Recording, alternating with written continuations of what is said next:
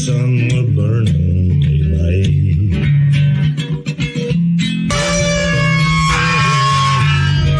Howdy there. I'm Matt McKinley, and we're burning daylight. In the saddle till the job's done right. Welcome to Burning Daylight, the only podcast for the working cowboy.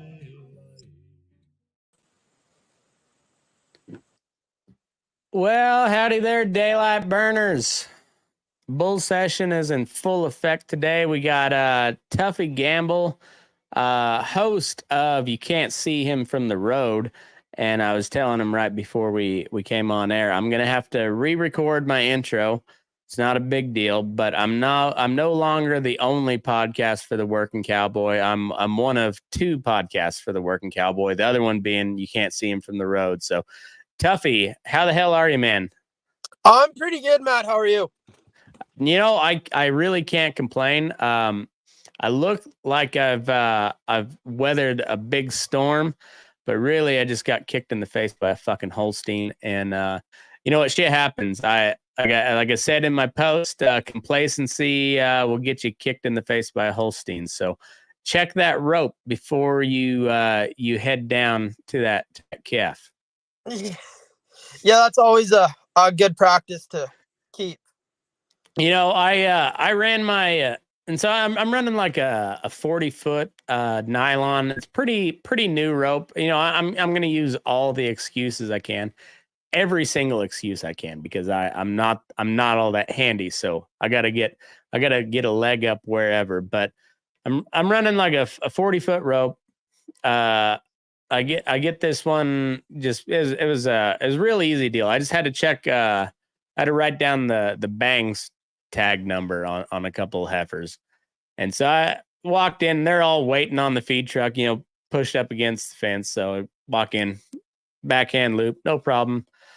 Get dallied up short, lay her down, slip a leg when I went to lay her down. So she only had one leg caught, and still not a big deal. Go to try to wrap that other leg up, and yeah, I should have half hitched when I didn't, because it was a newer rope and it was nylon. You know how that shit goes. Polly would have set in there just nice, but a nylon, yeah, she kicked twice. The first one kicked loose and the second one caught me right in the face. I will say though, I may not ever knock anybody out, but you'll have a hard time knocking me out. I got a pretty good chin on me. That one I didn't even see stars on that one. This is about a 600-pound heifer, and she got me pretty fucking good. I'll say that. Like my whole side of my face has been swelled up for 2 days, but nothing broke, and I didn't lose her. So I think isn't that what you're supposed to do, cowboy shit? Yeah, and anything that can go wrong will go wrong. Right, and if you don't check everything twice, even something as gay and stupid as a Holstein heifer will still get the best of you. Oh, even a 3-day-old calf will get the best of you. Oh man, I've seen you know, like a 9,500-pound calf whip the shit out of many a 300-pound dudes. Oh yeah, it'll happen, and it happens real quick. Yeah. You just hope it happens when something like that happens. You just hope it's with the little calf, or, you know, with something smaller, not something real big on the end of the rope. Right. That's exactly right. I kept telling those guys at the ranch rodeo this weekend, like it was a scramble format. You know, they just turned 4 steers out, and you had to, essentially it was mug, doctor, load, and pin, but instead of the doctor, they called it Brandon. So it was still a rope and steer. And you hadn't healed him, but you had to go get the iron and stick it on his side or on his hip. But essentially I kept telling him every time, I was like, man, I would either load or pin that big steer. Like, it seemed like every time there was about 2 middle-sized steers, a little bitty steer, and a big one. I would pin that big dude, and I would mug that little guy. That's my strategy, and I would stick to that every time. And it's usually a pretty good strategy. Oh, it is. It is, and it's just do the easiest. Do what is easier. Don't make more work for yourself, because more work for yourself it's just a bad deal all around. Yeah. Well, and if you got really shitty work, like hopefully you've got a couple people that work underneath you, and you can send them to go do that. Yeah. Well, the problem with where I'm at, there's only 2 of us that ride on a regular basis, so it's generally the 2 of us in the mix together when something goes wrong. I know that's the same way it is with me. Anyhow, so like I said, Tuffy Gamble, your host. How many? You just got the 1 episode out. You got any in the bank, or you just working on it? I got a few lined up to come out here in the next like week or 2 coming up. Nice. So we got the first one out, and it's just trying right now. It's just trying to find time and get kind of linked up with everybody, because it's getting on to that busy time of year when all the cowboys are busy. Fall work's coming up real quick. Yeah. So anyway, it's called You Can't See Them from the Road. And yes, sir. I like that. I like that a lot. And what do you I know you're real new to this, and if you're like any other cowboy, you thought it was a good idea, and you went into it, and you're gonna figure it out as you go, and that's kind of how I went, and I'm still on that way. But I guess more than anything, maybe give you a heads up. What do you think you got coming from say a couple months down the line, a year down the line? Where do you see this deal going? Well, I'd really like to see it take off, and then not just for the podcast, but I want to have it turn into something where if a working guy gets hurt, or if he gets in a bad wreck, and there's a group of people out there that'll help him, maybe we could do some fundraising and help somebody out of a jam, because I dang sure know how it is to get banged up and not be able to work and be laying on the couch and going, well, shit, how am I going to pay these bills? And maybe just through a podcast, and because there's so many good people out here, and it's just another way to reach them. Maybe we could do a little bit of fundraising or a fundraiser, get some gear guys to donate something and have a little auction or something like that, just to help the working guy out. Yes, sir. I like where your head's at, man, because I think that the same way. Like more than anything, I just want. I guess on a selfish reason, like I'm a long ways from home out here where I'm at. Like I love my wife, I love her family, and I love where I'm at now. But I'm still about 1,500 miles away from home, and I got a real close knit family, and I had a lot of I had a good ranch rodeo team, where I was before, and I don't really have that anymore. And then I don't have a lot of my close family, but I know, like if I walk into a bar or whatever, I go to a fundraiser, dinner, some kind of community get together. It doesn't matter the shape of the hat. I just look for a hat and be like, I can probably go. I maybe not make friends with that guy, but I can tolerate an evening, because and especially if it looks like an actual working hat, like a guy that actually knows, like he sits a horseback. And not, it doesn't look like a boot barn hat. You know what I mean? And nothing against boot barn hats. I've had plenty of them. I've got an Ariat straw hat right now that I'm beating to shit because I've paid plenty of dollars for it. But it's not a good working hat, or a good cowboy hat. But it's cowboy enough, because you know how that goes. Oh, 100%. Yeah. Go ahead. Sorry. Just to, get the working guy's name out there more. I think that's really important, because lots of people don't know, what we do. They see it on the TV or from what Hollywood or whoever portrays us to be. And that's not an accurate representation of what we are and what we do. No, I think you're 100% right. And I'll put this out there, and I don't want to put you on the spot or anything, but like, cause I've had this same idea of like, just taking care of, just the community taking care of itself, and charity is a good way to, to spend some money and write it off your taxes, whatever. And so like I've got this idea. I don't have it set up yet, but it's going to be called the Broke Richards Cowboy Endowment Fund. So the Broke Dick Cowboy Fund. And or I guess it'd be Poor Richards Cowboy Endowment Fund, but it'd be, the Broke Dick Cowboy Fund is the shorthand version. And I would like to do something like that for say like say there's somebody out of like Chicago that listens to one of our podcasts, and he's 16 years old. He's like, fuck, man, I want to go out there. Like, all right, well, prove it that you want it, and if you want it that bad, we've got a scholarship check for you that'll buy you a saddle and a hat and a pair of boots and whatever, and get you a peon job at one of these ranches or something like that, and then say some.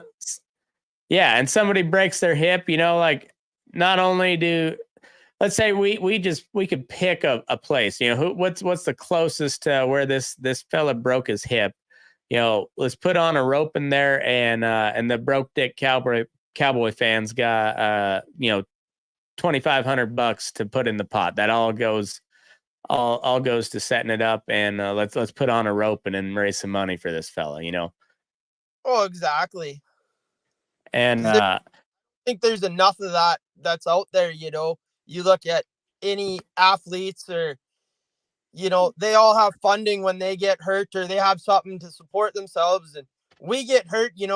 We got to figure out something to do, or hopefully have enough money saved up, or hopefully the place you're working will take care of you till you're able to go back to work. We're right. And then let's say you don't even hurt yourself, but like you just go out like a normal day and shit happens. You got a cow that wants to brush up or whatever, and you got to go rope that bitch, and all of a sudden that saddle just gives too. And well, fuck, you're working on cowboy wages, and you're just like, shit, I better get on Facebook and see what's out there for Corey Innies, Yeah. And well, maybe that guy can write a good poem or something, and tell us why he needs a new saddle, and we could put, $1,000-$1,500 towards a new saddle just because he proved that he needed it, Yeah. Oh, exactly. And what really got me thinking about this idea is it happened a couple of years ago. There was a family out here where I'm at, not in the close area, but everybody kind of knew who they were. And her husband come off his horse real bad and ended up breaking his neck and having brain damage. And now he's in a wheelchair. And just to kind of keep everything going, because he was working cowboy, she was at home taking care of the kids. And, she started selling off his saddles and his broke horses and his good dogs, just to pay bills, just to keep food on the table and everything. And I thought, if there was just something we could do to help them out, it might not be a lot, but it's the thought that somebody, hey, you're not alone, Yeah. If you need help, like call or send an email or whatever, and we'll do what we can to help you through that. No, I agree with that 100%. Well, and then also like you, well, I guess where are you from originally? You're Canadian. It sure sounds like. Yes, sir. I'm originally from Alberta. Okay. And right now I reside on a community pasture in Manitoba. Is Corb Lund your best friend? Because he's my best friend. I don't know the man myself. Oh, well, damn it. I guess maybe I'm more Canadian than you are, because I've had Corb Lund on my podcast. No big deal. I'm just teasing you, but no, so you're from Alberta, and have you been up in Canada pretty much the whole time, or have you strayed down this way? Born and raised in Canada. Okay. And so I know, like, because I've had a few Canadians on here, and like it's completely different. You know, like we all do the same shit, and you know, I think a lot of our, I mean, when it gets comes down to just cowboying, you know, there's not much difference, but like just it's weird what a difference that line makes between the US and Canada, you know, like it's just a different culture. You know, same exact fucking people, but a different culture. Oh, 100%. And, you know, a pretty drastic change. Yeah. Yeah, it really is. Um so so so you grew up in Alberta. Did you go grow up on a ranch or around like a rural community? Because I know Canada's kind of like the US where, you know, pretty heavily populated right on the coast and then like in the middle, not so much. Yeah, I grew up in pretty much the middle of nowhere. My dad, he ran some cows. He had about 100 cows growing up, and he ran a community pasture. And, you know, just doing what I'm doing now is all I know. So community pasture is that's like open range stuff. No, I mean, you have to fill out a application to bring cows to us, and we take, you know, on my pasture that I'm riding on, you know, we got 37 different people that bring us cows for the summer, and we just take Oh, okay. through the summer. So we're just a grazing lease through the summer. Okay. So where do these cows come from? Like they come from all over Canada, or are they kind of more like right there, kind of close to where you're at? They're just close. Like we cater to just the locals pretty much. And Okay. there's so many community pastures scattered from Manitoba, Saskatchewan, and Alberta. And it was just a program. I don't even know when it was brought in, but it was just to help, you know, guys that didn't have enough grass and still wanted to build their herds. You know, they could keep their cows and bring them to us for the summer, and we'd take care of them, and then all they had to have to do is feed them. Okay. Okay. Huh. So, and we see all sorts of different cows. I mean, we see your barnyard cows, and you know, we've had dairy cows, Holsteins out here on the pasture. You know, we get all kinds. Okay. You probably don't get too many like Brahma influence up there, I wouldn't imagine. No, they don't like our winters. Yeah, I bet not. And you're in Manitoba right now? Yes, sir. Okay. And so that would be like what US state are you above? We're right above. Well, it would be the Dakotas. We're right above. Okay. So Alberta and Saskatchewan's above Montana and the Dakotas.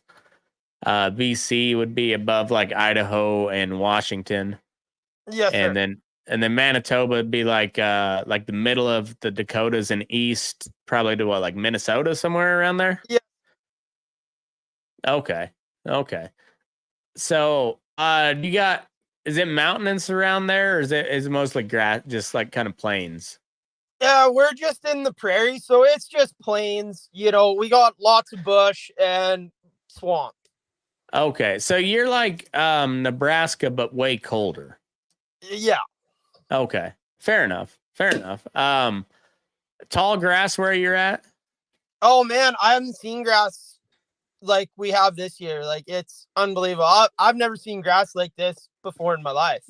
Huh. What's the wildlife like up there? We got a lot. We got a lot of deer up here and bears and that that's about it. Huh. Wildlife around in Manitoba is not real safe. Okay.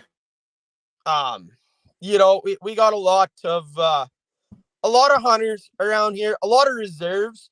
I mean, there's Okay. really no good way to say it. Like if it's, you know, they used to have a hunting season for moose up here in Manitoba, but they've just got completely wiped out by, you know, guys going out and poaching and night lighting. So that's a big problem we have to deal with out here.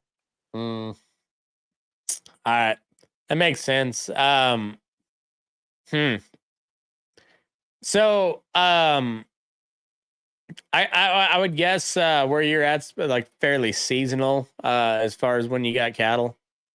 Yeah, so we take cattle right around mid-May, right around the 25th. We'll start taking cattle in, and then we'll run them till the end of October. And come November 1st, all the cows have to be gone home, shipped out, and we might spend first 2 weeks of November just hunting some strays down and just gathering the strays up and roping them. But by October, we're pretty much shut down for the winter.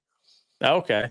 Um, what's the style of cowboying up in that part of the world? Is it more of like a buckaroo, or is it more?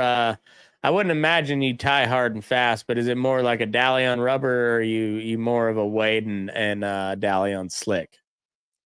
Um, I'd say it's more like a hybrid type, like that cowboy that ropes and dallies on rubber to a cowboy that ropes and dallies on mule hide. It just kind of personal preference. Okay.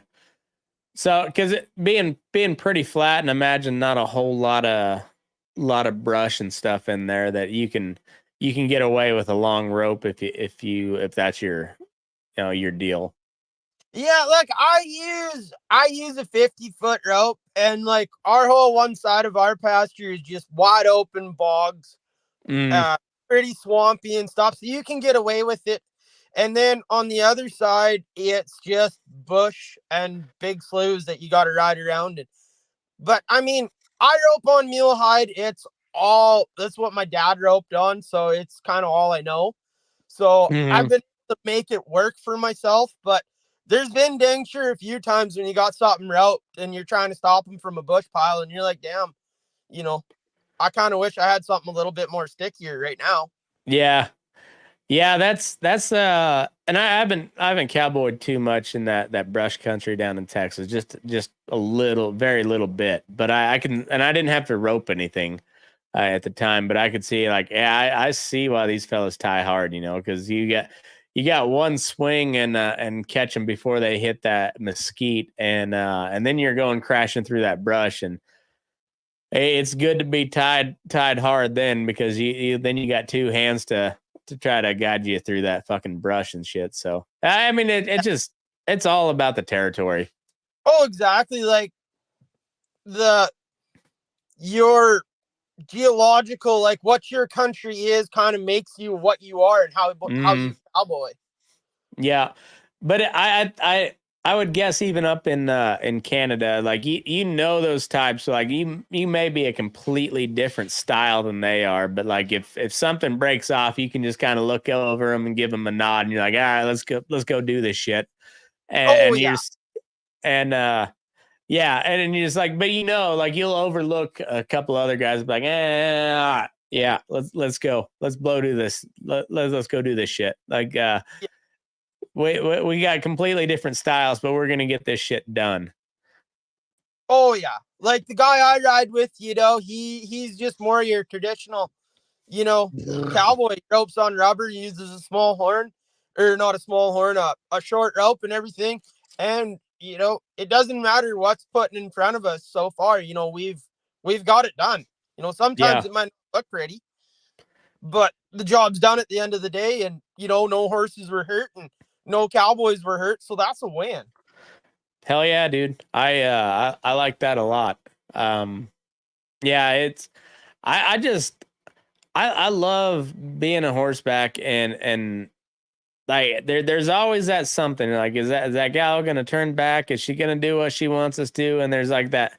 It's same way, like when you swing a leg over a colt, like right as your leg is kind of parallel to the ground, and right before it sets down into that other stirrup, you're just like, all right, what's happening now? And everything kind of slows down to a crawl, and just like, oh, and then shit happens, and it's the same thing with, like, you get kind of get stood up, try to, if that cow tries to turn back, and like you get in front of her, and then it's just like, boom, what happens now? Is she turning back, or are we gonna have a fight on? The same thing with a colt And it doesn't matter what you got strapped onto your saddle at that point. Like everybody has that moment. And it's like, what happens now? And what you do with that, that's how good of a hand you are. Like what you can do at that moment. And if you can still get a job done, then like that's what makes you a hand. Oh, exactly. And, just to adapt and to overcome, because you can have the best laid plan made. Like, okay, this is what we're going to do. We're going to tackle it like this. This is what you're going to do, what I'm going to do. And it's all going to work. And you get 5 minutes into the plan and the plan just blows up. And you're like, well, now we just figure it out. Right. And I've had situations up in Montana, like you were talking about in those bogs. Same exact fucking deal. Like we were gathering a Brandon pasture and it went like clockwork. Just everything was working like it was supposed to.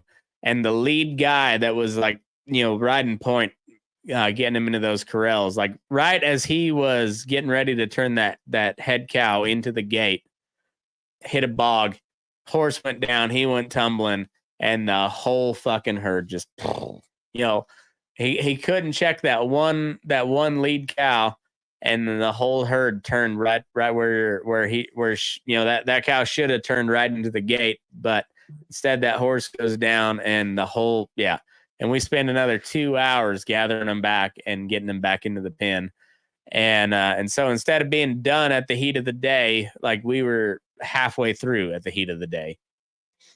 Yeah. Well, and there's just, it's what you do after that to, regain control and just do whatever you got to do to get the job done. Yep. That's exactly right. And yeah, when you end up on your head, nobody gives a fuck whether you're riding swells or a weight, or if you're dallying on rubber or slick horn, or you got a short rope or a long rope. Just like, all right, well, you're afoot now. What are you going to do? Yeah, exactly. Yeah. And it's just, I don't know. That's when you can tell if somebody's been around cattle. Like it doesn't matter if they're at that point. It doesn't matter if they've been on a small outfit, little big outfit, whatever. Like if they know how to get in front of cattle and turn them, and do it afoot, just like that. If they're still somehow in the right spot, like fucking keep that guy around because he's pretty handy. Yeah. Oh, 100%, 100%. And it's just getting it done. Like it doesn't matter if it doesn't look good. They still wound up in the trail and got it done. Yeah, and then once you get it done, like remember those guys that were in the spot they were supposed to be, because when shit goes to hell, like you don't, like you can bark some answers, or some directions, but you're usually loping in the opposite direction, so nobody's gonna hear them anyways. Just pay attention to those guys and gals that are in the right position when you get circled back around, and that those are who you want to be around. Oh, 100%. And go ahead.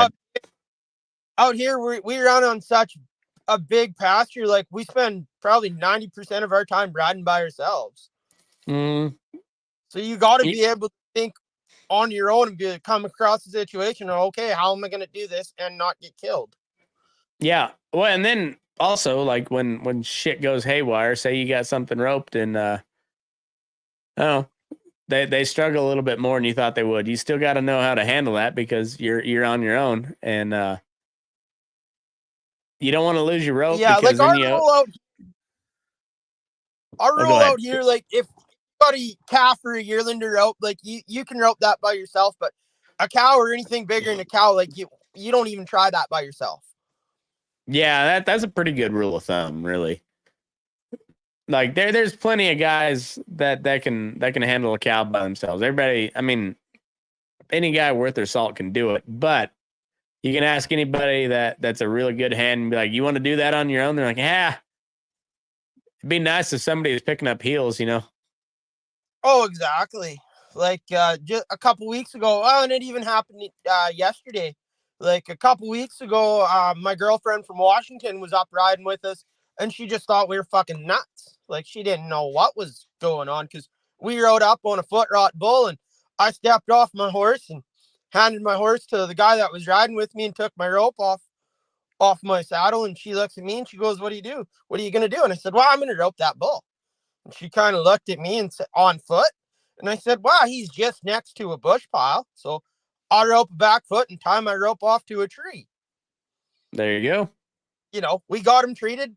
He didn't fight a horse. We didn't get into a big fight with him or anything like that. So, I mean, just whatever is easiest and use your environment to your advantage.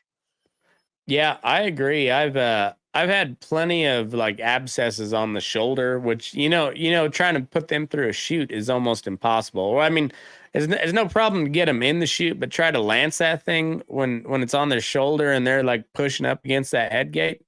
Like it's really damn hard to get to cut that thing accurately. So you're better off just stretching them out. But a lot of times you need two people to stretch that out. But if you get one rope, drag him out in the alley, tie him off to a post, and go pick up some heels and tie him off to another post, and there you go. He's stretched out, and you don't need another horse or another person out there to do it. I mean, it's not ideal. Don't get me wrong. You'd way rather have, like I said, you ask any good hand if they want to go rope something by themselves or if they'd have somebody with them. They'd be like, it's sure nice to have somebody pick up heels. Oh, it is. So, we're generally not riding the broke as the horse neither when we're trying to do something like this. Yeah, that's exactly right. We don't have Trevor Brazil's horse turning cattle for us. It's just like that when that rope comes tight, shit might really get western in a hurry. Yeah, and the good thing is you rope something big enough that if they bust in two, you just kind of let that cow do what she's gonna do, and she's gonna bog a horse down enough to where he ain't gonna buck too awful hard. But still, it's not fun. No, I mean it is to a point, but yeah, but after a while, it damn sure gets old doing it that way. Yeah, it's a lot more fun telling the story later than when it's actually happening. Yeah. Oh, exactly. So have you spent much time down here in the States, or are you just kind of most of your time up in Canada? I've been to the States a few times just to visit and on vacation, but I've never cowboyed down there. Oh, okay. Where'd you go visit at? I've been to Oklahoma, Okay. Washington, and I've been to Nevada a few times, and Montana, and just kind of just touristy places, really. Oh, okay. Right on.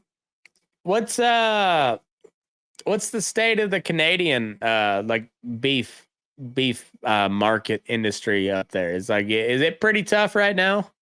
Yeah, it's not good right now at all. Who's your big packers up there? I would imagine it's JBS and somebody Tyson big up there. They got a small plant, I believe, up here, but our big packer is Cargill. Oh, okay. Yeah, Cargill's a motherfucker. They're privately owned too, so they don't have to disclose near as much as JBS or Tyson because they're not a publicly traded company. Yeah. Yeah, motherfuckers. Yeah, so I mean, and we've had we've had about 4 in Manitoba here. I'm not too sure about how the other provinces were doing, but I think it's right across the board. We've had about 3-4 real bad years. Like here in Manitoba, we're just finally starting to turn around and, kind of feeling okay about going into winter and not in a panic. Yeah. Yeah, you were saying you had pretty good grass this year, but like that kind of came on late though, did it?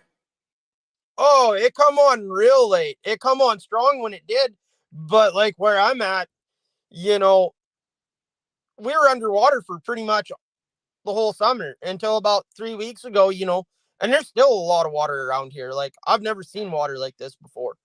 Shit. Huh. Like the horse pasture where we keep our horses, like this spring, bringing the horses in, the water was about 3 inches from coming over the rack of the bike. No shit. And, I never thought grass could grow through water, but this spring, the grass was growing through the water pretty good when it finally got warm. And, the only dry place the horses had to go and stand was on the dugout banks. That's the only way they could get out of the water. No shit. Huh. Crazy. And that all came on like late summer. That come on in the spring. Okay. We had a really hard winter, lots of snow. And then once spring hit, we didn't have spring. I don't know if spring forgot the memo or just decided not to show up, but that's kind of how we were too. It went from miserable all April, May to just hot. Huh. And so like all that snow runoff just kind of collects in Manitoba then. In our area it does, yeah. And like we had an above average snowfall last winter. Huh. Crazy. It's it's kind of funny to compare how all that works. It's like, oh fuck, man, it's been outside of like Montana and the Dakotas, like it's been droughty as shit for the last 5 years in the US. And you'll have like a big snowpack in California every now and then. That'll make a like a decent spring and summer in Nevada. But they'll get like no snowpack in Colorado. But then like the years they'll get huge snowpack in Colorado, they won't get anything on the coast. It's, I don't know. It's strange. I've yet to figure out this weather pattern, but yeah, it's something. Like where my dad is at in Alberta, like I don't even think they got a foot of snow all winter. Like it looked like the prairie. It looked like fall there pretty much all winter. Yeah. Crazy. And here we're starting to worry about out here, like where are we gonna put the snow? Like we're running out of places to put it, and it's still coming down. That's wild. Yeah. And like I know there's Kate Bowen, gal that I talked, she kind of every now and then she'll produce a show for me, but she's out in Tennessee and she said it rains all the fucking time. Like they can't get away from the mud. And like I begrudgingly told my guys to water the roads down today because I don't want to waste any water, but the dust is getting out of control. So like go run the water truck around for a little bit. And but also he's like, man, I hate to waste that water. Yeah. And like we can get rid of it here. Yeah, it's crazy. Crazy shit. So have you thought about like who's some of the people you want to like, I'd say like bucket list, if you could get somebody on your show, who do you want? I haven't really put a whole lot of thought into like big names. Right now I just kind of want to get like the neighbor down the road or the guy that's just living it every day, let alone somebody big, just hear the voice of the actual working guys.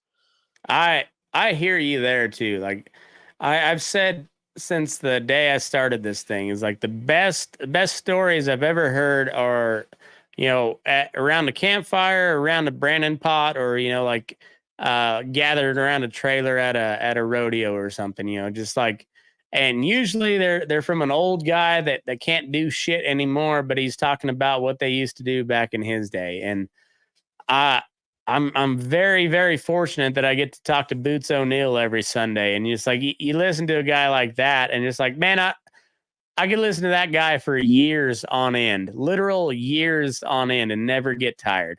And I just like I want to have guys like that have a place to just talk. Yeah. Eventually I want to get there as well, but I think right now I'm just gonna stick with the working guys, that nobody's heard of, and just get their voice out and let them know like, hey, somebody wants to hear your stories or hear what you have to say. Yeah, I agree with you there, man. I just and and there's and it's the reason like why I had you on tonight. Like I don't see you as competition. Like you're gonna know folks that I don't know, and I like I might hear somebody on your show that like, hey, he needs to be on Burning Daylight. You might hear somebody on Burning Daylight. It's like, hey, he might need to talk to a Canadian, and and I just like the more of guys like us and people that we know that are able to tell their stories like that. That's the best you can ask for. So, um, not sure. I think he's he's back. Shit, the cell service where I'm at is like sometimes non-existent. See that's another issue with interviewing cowboys. You got to deal with that shit all the time, and I like I said, not to suck my own dick to toot my own horn, but I know who I'm dealing with, so I'm used to ad libbing on the fly if they cut out. So yeah, get used to that when you're wanting to interview guys like us because they're typically not in a spot where shit like this works. Oh well, I'm sitting in my truck on the side of the road right now where I have the best cell service. Yep. Hey, it is what it is, and but that's what makes stuff like those big events like in any of these ranch rodeos I don't say PRCA rodeos too much anymore because like there's not a whole lot of like real good cowboys going to those. You'll see a few here and there, but like you know those events and like I'm trying to make a point to like if there's those like sure enough cowboy events, like Burning Daylight needs to be there too, so we can talk to a few cowhands. And I feel like you think the same way on the, can't see him from the road. Oh yeah, and like the thing is too, like there's so many good gear makers and so many good guys that are building stuff that just Yes, sir. are just doing it, just to make make some beer money. And hey, Yep. come on the show, tell us about yourself, and kind of get his name out there as he's building some cool shit. Oh yeah, dude. I've had a lot of cool shit made for me. I'm like I gave away well I'm giving away a wallet and a headstall just because people made it for me and but they also said, hey, make sure it goes to a good cause. And I got a buddy in Montana that got wiped out by the flood, so they're doing a benefit. and I hope that like that wallet's probably worth $100, 120 bucks. I hope they get 600 for it. Like I hope they raise a shitload of money. And as no skin off my back, but like, yeah, Brittany Hesseltine, somebody's gonna get a really cool leather wallet from her. Nolan Booth's somebody's gonna get a really cool headstall from him. And I hope whoever gets it overpaid for it. I really do. But a friend of the show is gonna maybe make it because of that, and that's a cool thing. Yeah, I totally agree. So yeah, and that's one thing about our community, and I know it's the same way up in Canada as it is here. Like you take care of each other. Like even if it's not your job, you see something where a guy could need some help. You just like, hey, I don't want to do it. It's not my problem, but fuck. That also could be him on the other side saying it's not my fucking problem and just leaving it alone, and you got a wreck on your hands. So you take care of it because and that's the type of community that the cowboy world has. Oh, exactly. And one day that might be you in that situation, and Yep. you hope somebody would do the same for you. Yep, exactly right. It's it all goes back to old Robert Frost. Good fences make good neighbors, and Yeah, if your neighbor's got a hole in his fence, fix it, and then you can give him shit about it. But don't give him shit about it without fixing it. Oh, exactly. Yeah, and I don't know. It's just like that. That's kind of the world we live in, and that I'd like to see that keep going. And if we don't do our part to keep it going, it ain't gonna like it's not gonna carry forward. So like that's why I say like I want your show to reach as many people as you can, because like we all have that same mindset. Just like we gotta be good at what we do, but we also like, hey, the neighbor might need some help here and there.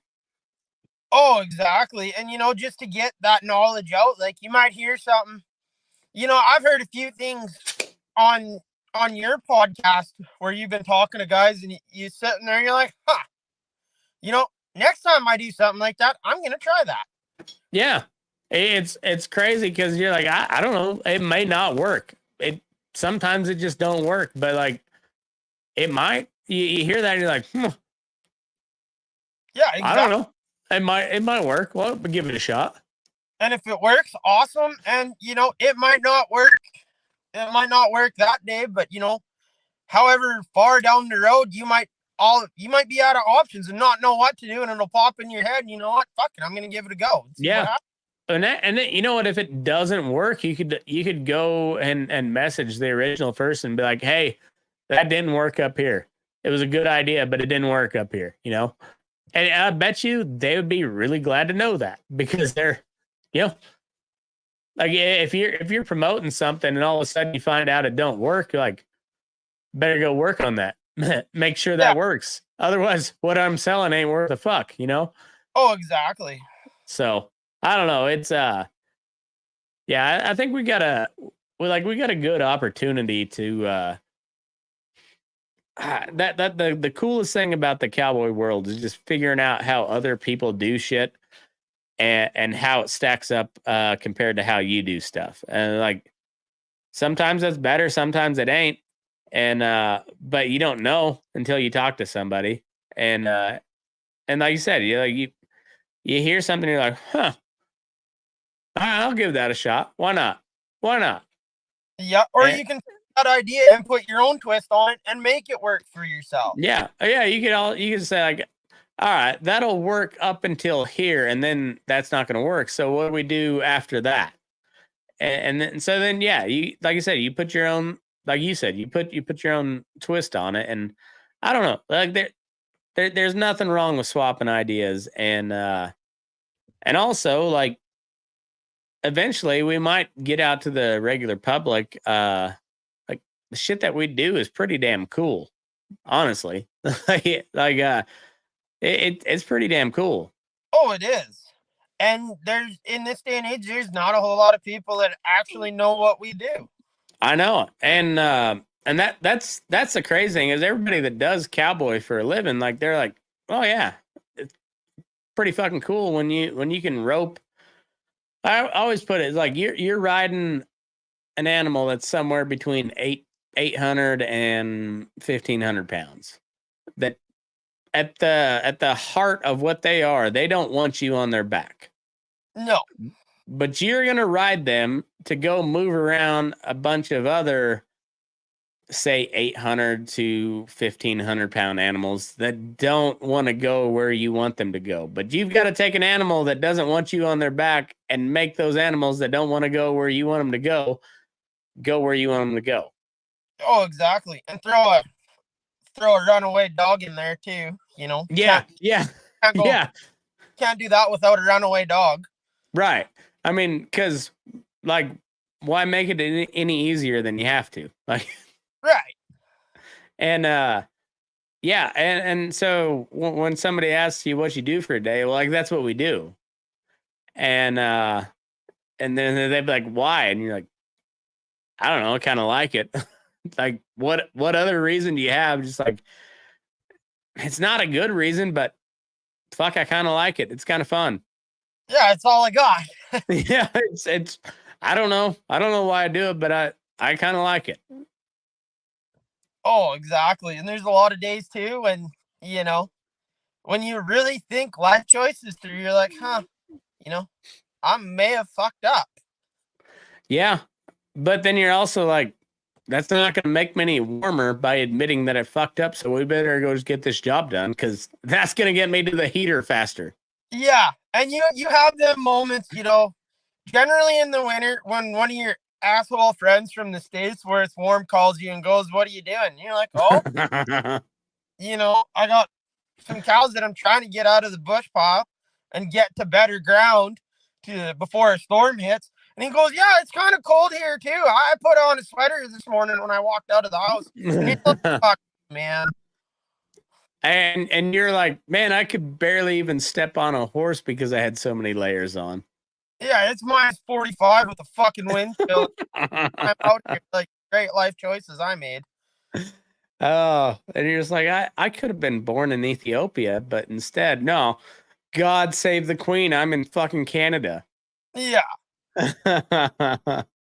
Oh, so what's the mood up in Canada now that the Queen of England has died? I know you guys are kind of somewhat tied to British, or you guys give a shit at all? Speak for most people. Like, we just heard about that today in the crew truck on the radio, and the mood in the crew truck was, well, she didn't make 100, so I guess that's her. Fuck her, huh? know. Fucking pussy. Couldn't make it. Well, and the big thing is, like, there's some people that are I've seen on social media that are damn sure butthurt about it. But all she did is just hold her hand out and we threw fucking money at her. So yeah.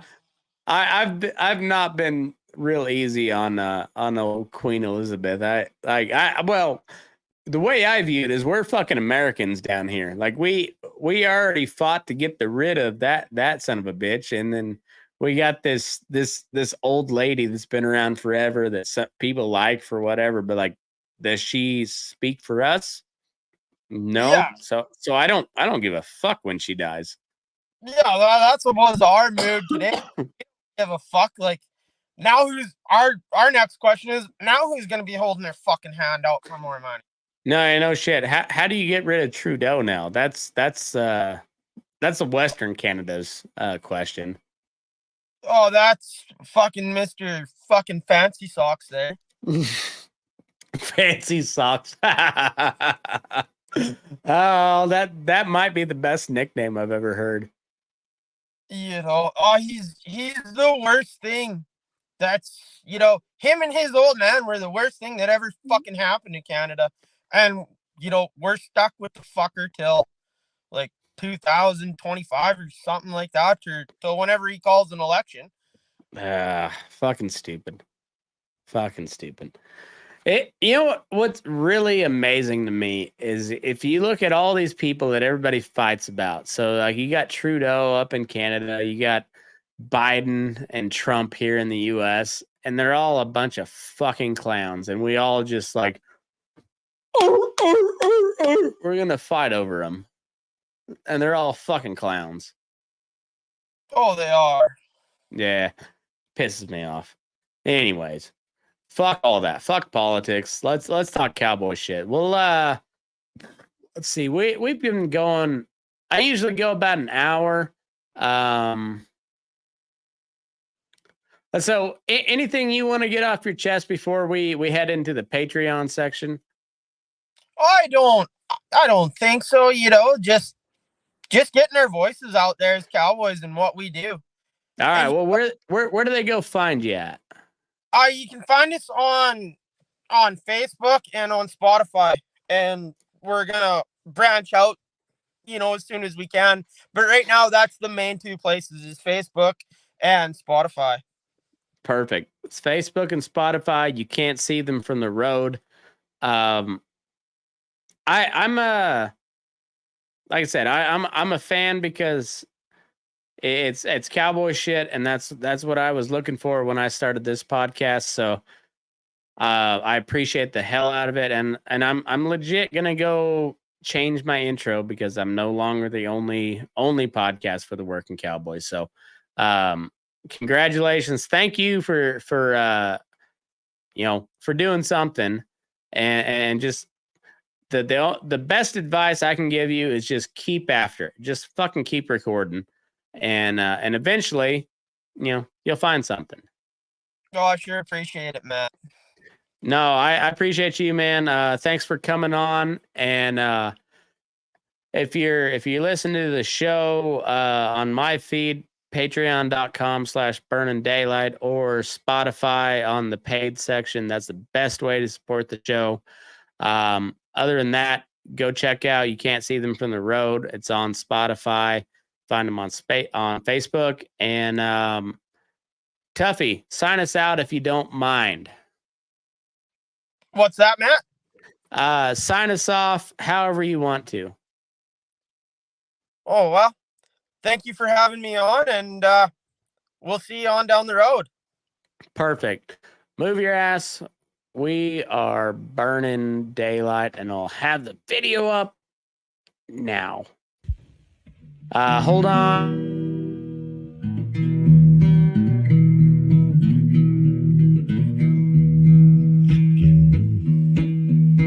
Your eyes up in the morning, beneath the stars so bright. Pull your hat down, make sure your cinch is tight. Horse is kinda snuffy, cold chill up your spine. We'll get your ass moving, son, we're burning daylight. Burning daylight. Burning daylight. In the saddle till the job's done right.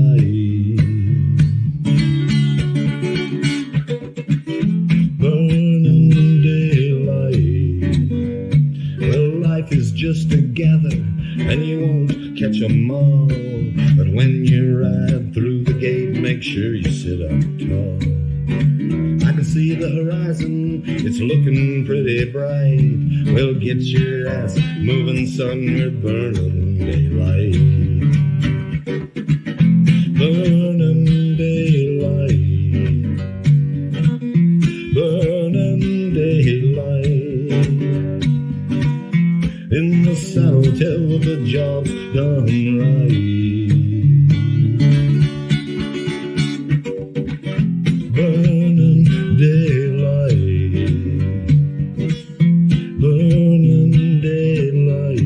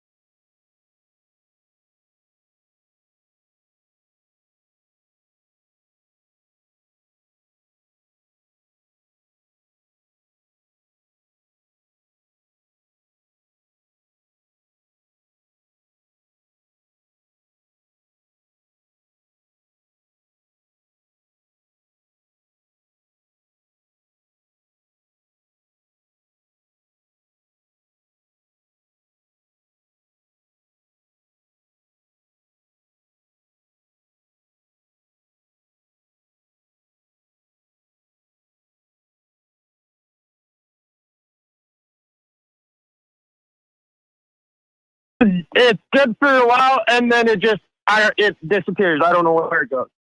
Yeah, shit happens, man. Don't worry about it.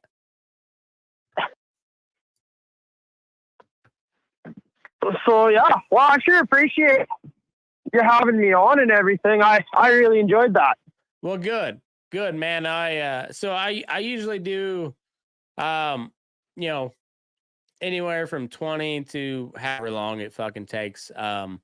Just a little after show. Just like I figured we had a few things to talk about. Yet, I mean, it was a really good show. I thank you for coming on. It was fun. I really enjoyed. Those are my favorite conversations. Just talking cowboy shit. You know. Oh, I totally agree with you.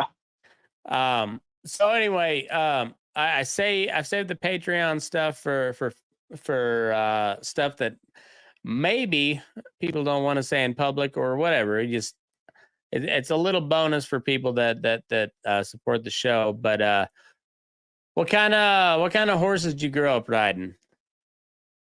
I grew up riding the shit.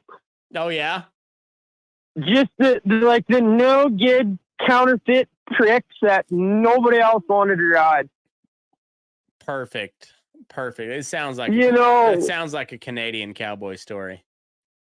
Yeah, like we didn't have a lot of money when I was growing up. Like any extra money went back into the place just to try and keep going. Okay, yeah. It was just me and my dad rode a lot of colts, and that's pretty much how he put food on the table, was just riding outside horses for people, and the cows were just to keep the bank from taking the place, right? Mm-hmm. So having good horses, I mean, we had one or two good old broke horses around, but once I was old enough to ride a colt, I mean, my dad was putting me on stuff, and I mean, he never put me on anything that was going to just flat out fucking kill me. But he always made sure I got on something that was always, gonna push me to be better and ride better. Yeah. Well, because you had to make money on them other horses. Oh, exactly. Or, he had 10 colts in at a time and he just couldn't get them rode. So, he would get the real nasty shit out of the way and then go, here, you take them over, you ride them. Yeah. Yeah. I know the feeling of that. Like at the time though, you just think your old man's the biggest asshole in the world. He's like, fuck all of these shitty horses that I got to ride. And you grow up a little bit and you're like, pretty smart, really, honestly. Like that guy was working his ass off.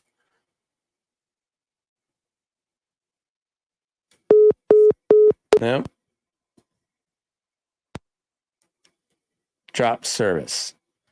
We'll see if he calls back here in a minute. And if not, there we go. Caller. All right, we're back. So yeah, no, they damn sure made you a better rider and prepared you for when you got older to ride these horses on your own. Yeah, I agree. At the time, you're just like, man,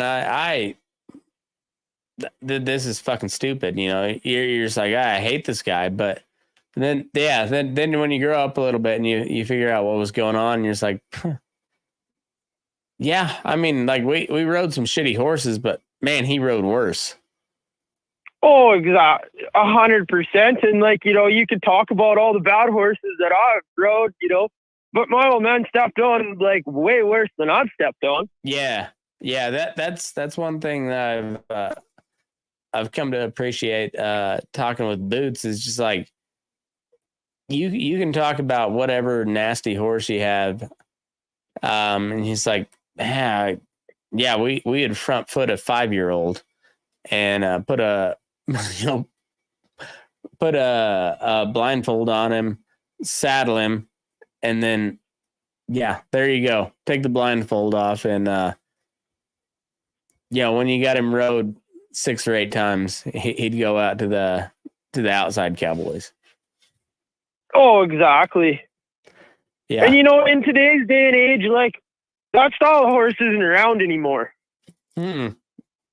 That's one thing I've also learned talking to Boots. He said that the biggest thing that's changed is the cell phone, but he's mentioned it a lot, but he doesn't like focus on it. But he talks a lot about just how much better the horses are nowadays. Just like you don't have to go front foot something and blindfold them. Like now you can just work them in the round pen for about a week and they'll be all right. Oh, exactly. And like them ones you do get in for training or to put some miles on for some beer money and stuff, and you do get one that's kind of counterfeit. It's not because he started that way. It's because some dumb shit made him to be that way. Yeah, exactly right. It's not because they're just a straight up outlaw like used to be the case. Yeah, they were taught to do that. Like I had a horse this summer riding for a lady, and she brought it to me the first day, and she said he was broke. He just kind of has an attitude problem, and when he doesn't get his way, he's starting to buck. And middle-aged women, like their idea is starting to buck is like something stepping out from underneath them. And I thought, well, fuck, he can't be that bad. So I got on him and I was riding him around the back end. He's a pretty nice horse. And he started pinning his ears, and I just took tail into my reins and slapped him in the ass over and under him a few good times. And he pinned his ears back and kind of just gave a little cow kick out to the side. And she's like, oh, that's when you get off and lunge him and teach him that's bad. Well, that's why he does it. Yeah. That's why this fucker does that. Just stay on him, Yeah, right. Rather stay on him, get after him a little bit. And spank him one more time after he's done. And then... Yeah. Yeah, it's amazing how, but also like in today's horse market, that's what you got to deal with. Like used to, it was like somebody's like, hey, I got a colt for you to ride. Like they actually need you to ride that sumbitch. And now it's just like, you get paid for 60 days worth and you'll work your fucking ass off for nothing, and they'll still like critique what you're doing, and you're just like, it's 6 weeks after this horse goes back to you, he's gonna plant you on your fucking head because you're an idiot. Oh, exactly. And it's always the trainer's fault, or it's always the guy that dragged him. It's always his fault. Yeah. It's never, what did you do to push him to that point, or what didn't you do? Right. Yeah, it's fucking stupid. Yeah. And the biggest problem with it is, these cell phones and, social media, they're an awesome place if used right. But most of the time, it's just a bunch of fucking retards. Oh, I can do that. Oh, I can do that. Well, no, you fucking can't. Yeah. Yeah, no, you fucking can't. That's, we should go halves on that t-shirt. It'd just be like, it'd be your logo on the back and burning daylight on the front. Just be like, no, you fucking can't. I think that's a hell of an idea. Yeah. I think that's a great t-shirt. Like, and anybody that's ever rode colts, just, like they'll get it. No, you fucking can't. Yeah, I think that's an awesome idea. And that's the problem with this world is everybody gets on Facebook or whatever, and all of a sudden they're a fucking horse trainer. Right. Yeah, and you know what? It'll scale to all the politics shit too. Just like, oh, I'm a dude now and I can have a baby. No, you fucking can't. No, you don't have the equipment. Sorry. I hate that you feel that way, but you don't have the equipment. Sorry. Just same way with all these fucking rescue horses. You don't have the ability to make that an actual good horse. You just don't have it. Sorry. Well, exactly. And these fucking rescues, like we got a lot of, like we have no meat buyers in Manitoba anymore. They've all shut down. and we got to get guys from the States or out of province to come and buy meat horses. Like right now, we can't out even here, kill you're them better here. off just to go and fucking shoot them. Yeah, see, and you can't even do that here in the States without like getting the whole fucking not just like the local sheriff involved, but like you have the whole federal government come down on if you shoot a fucking Mustang. Yeah, and I mean, for what? Like, they're at the meat mart for a fucking reason. Right. Yeah. It's yeah. Either way, that I think we can make that shirt and we just donate to like meat to horse meat slaughterhouses. Like that's it. All of our proceeds just go to that, and the T-shirt just says "No, you fucking can't." Hell yeah. Yeah, I think so. I bet we can get somebody to make that for us, and yeah, I think we'll try that. Hell yeah. Yeah, fucking stupid people, dude. It absolutely amazes me. Like, and they're not getting their common sense doesn't exist anymore. Like common sense is fucking gone. No, it's. The thing is like nobody like if you live out in even a halfway rural area, you're just like these people in the cities are fucking idiots, and they are, and it's not even their fault, but they're just so stupid. But like that's where everybody lives, and that's how they all vote. It's just like a bunch of stupid people. Oh, like they come out of the woodworks in the wintertime out here. Like last winter, I couldn't believe it. We're kind of a different breed up here, and we're definitely not the smartest. You'll be sitting at a buddy's house one night, it'll be blizzard, and you'll be like, fuck, we're out of beer. What are we going to do? Town's an hour and a half away. You look out the window. Well, I think the road's still open, and I can see like 10 feet out of the house. I think we can fucking make it. Might as well. Give it a shot. Yeah, but when we go out to drive down the road, we're ready for if we get stuck. We got our winter boots and our coveralls and everything in the truck, and you pull up to somebody on the highway. Their car's in the ditch, and they're sitting in there, and they got nothing for the winter. They're in a set of fucking running shoes or high heels and a skirt. Yeah, or yoga pants. Like these yoga pants will keep me warm. Yeah, like if you had to walk for your life, oh well, I have some mitts in a tooth. You're gonna fucking die. Yeah. Like there's no ifs, ands, or about it. You're gonna fucking die. Yeah. Yeah. That's a hard winter up there. That's a really hard winter. Oh, like last winter where I was at, we were feeding 3,000 head of cows and about 3,000 head in the feedlot. And when we were calving, there were nights when you left the work diesel running all night plugged in, and every 2 hours or hour and a half, whatever it was, you'd have to take it on a 6-mile lap around the block just to keep it warmed up from fucking quitting. Yeah, keep it from gelling up. Yeah. And that's when you start thinking life choices. You're like, oh, yeah, this is fun. I'm a fucking idiot. Yeah. Well, and then you're like, hey, how cool would an electric vehicle be here? And then you look at your phone, and it went from 100% to dead, not even registering on because it's just so fucking cold out there. And it's like, oh, I bet that Tesla with all that battery power will get me a long fucking ways when it's minus 30 Fahrenheit. Oh, exactly. Yeah. Like out here in the wintertime, I don't even let my truck go past half a tank.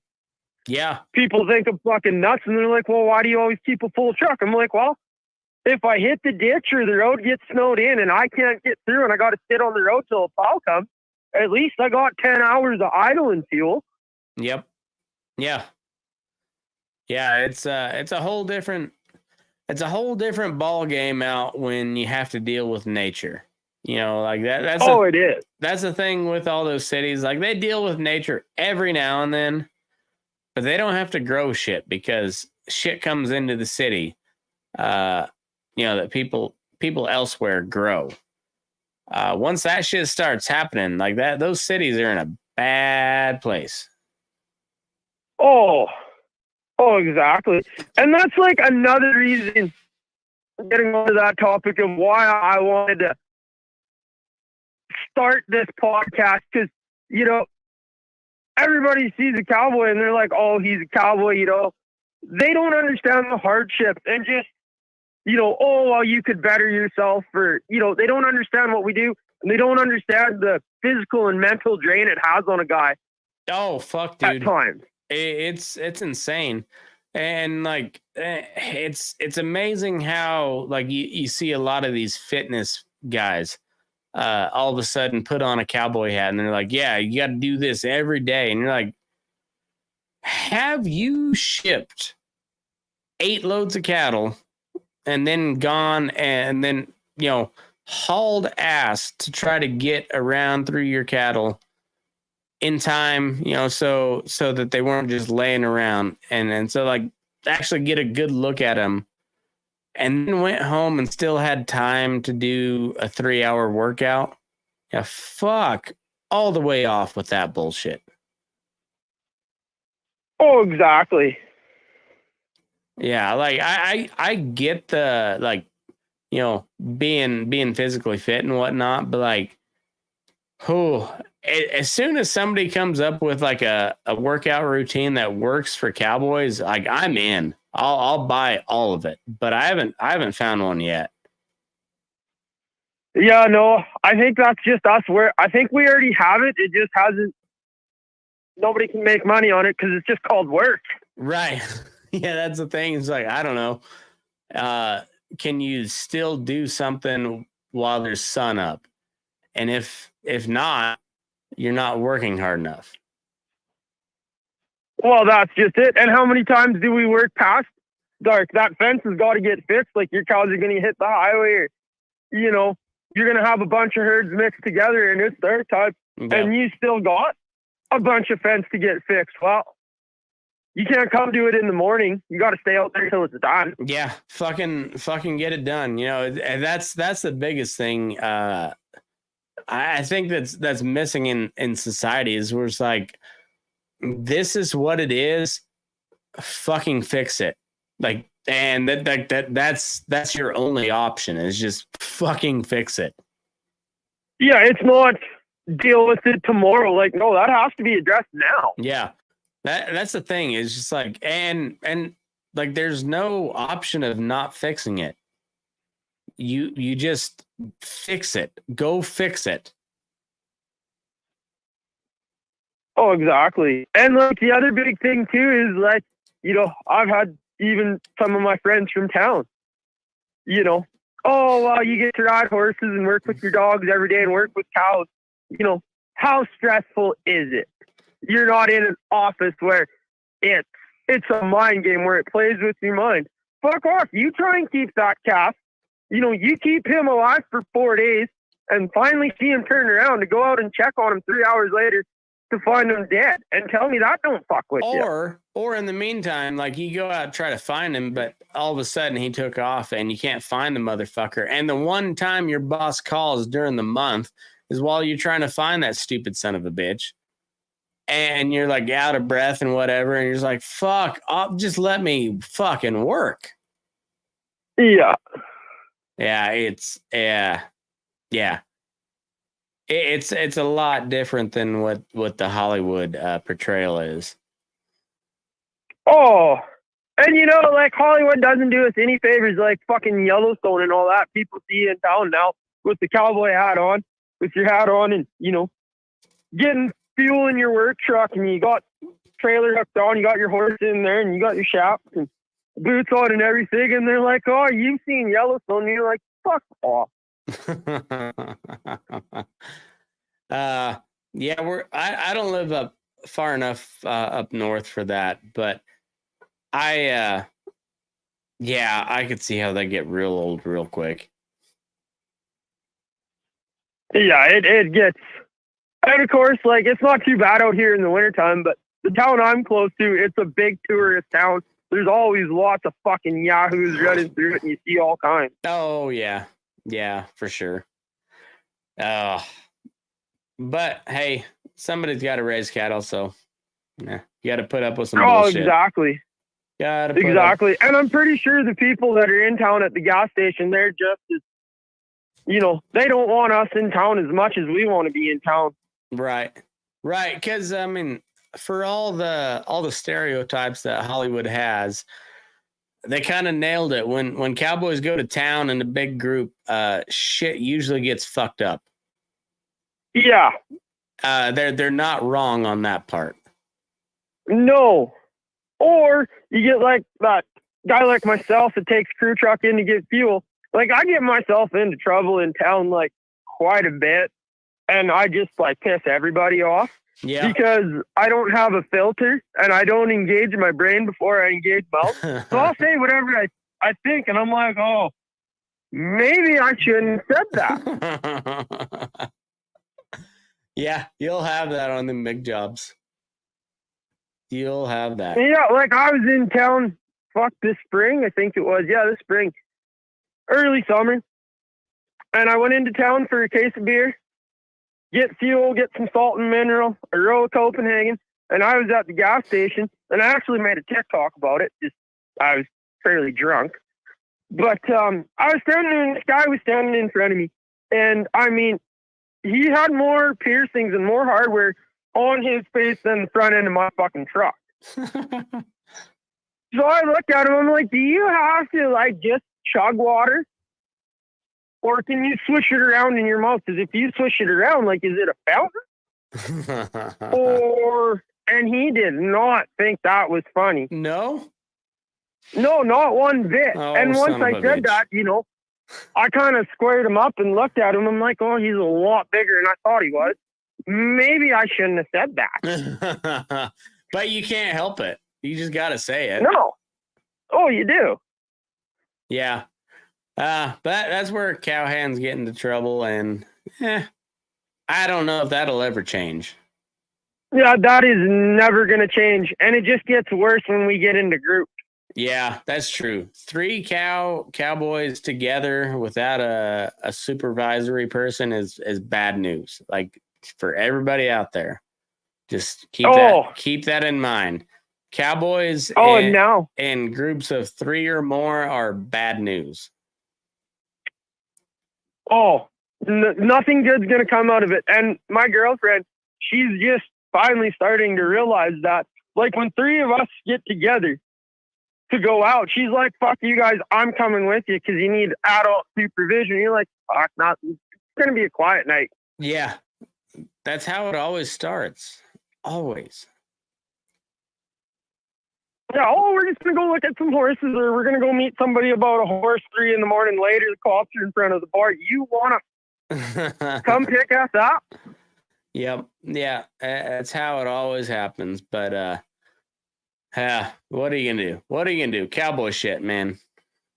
Exactly. It wouldn't be fun if that's what makes this job fun, is we're just kind of footloose. We can work hard through the day, but fuck, when we want to party, we can have a good fucking time. We're a bunch of man children, and and for whatever reason, just the having the title of cowboy allows you to be a man child.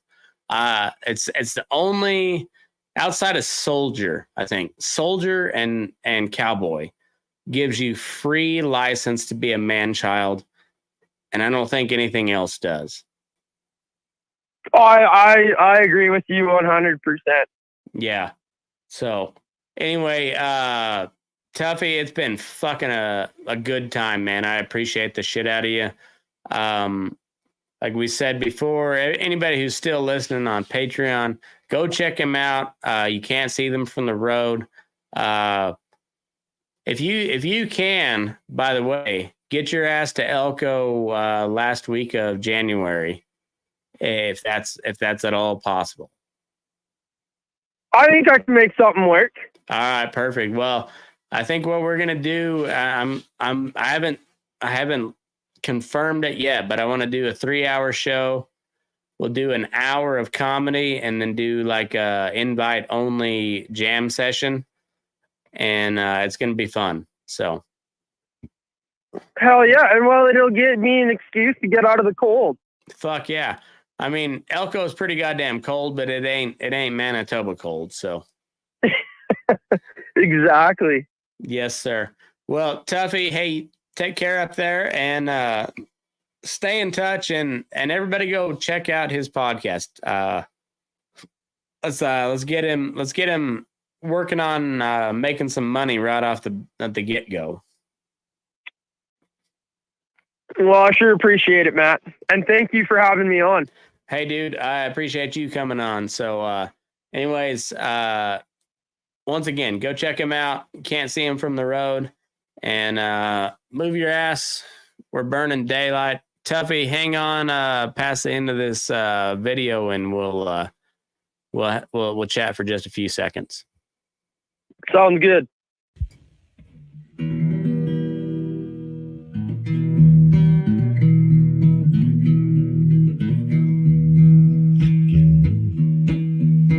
Your eyes up in the morning, beneath the stars so bright. Pull your hat down, make sure your cinch is tight. Horse is kinda snuffy, cold chill up your spine. We'll get your ass moving, son, we're burning daylight. Burning daylight. Burning daylight. In the saddle till the job's done right.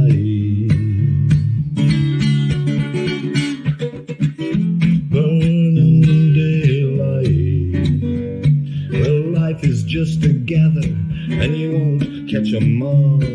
But when you ride through the gate, make sure you sit up tall. I can see the horizon, it's looking pretty bright. Well, get your ass moving, son, we're burning daylight. Burning daylight. Burning daylight. In the saddle till the job's done right.